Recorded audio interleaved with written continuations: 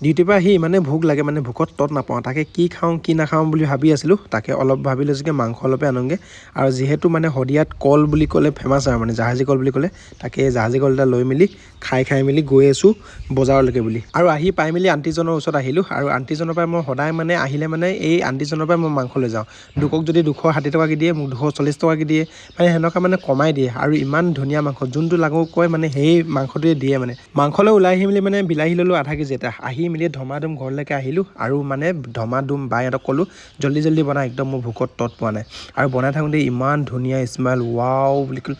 মই নামি গ'লোঁ চাই মেলি মানে মুখৰ পানী পৰি গ'ল মই ধমাধুম ভাত দে মই ৰখিব পৰা নাই আৰু চ' কথা মতে কাম ডাঙৰ বাই যদি সৰু ভাইটিৰ কথা যদি বুজি নাপায় কোনে বুজি পাব চ' আহি পাই গ'ল এক কাঁহী ভাত আৰু এক বাতি মাংস চ' ইমান ধুনীয়াকৈ বনাইছে মানে গোন্ধ মানে ৰখিব পৰা নাই চ' লগালগ মানে ভাত নোখোৱাকৈ মই টেষ্ট কৰিছোঁ আৰু দিয়ক আজিলৈ ইমানতে এৰিলোঁ মোৰনো খোৱাটো কি চাই থাকিব নেক্সট এটা ভিডিঅ'ত আকৌ লগ পাম বাই।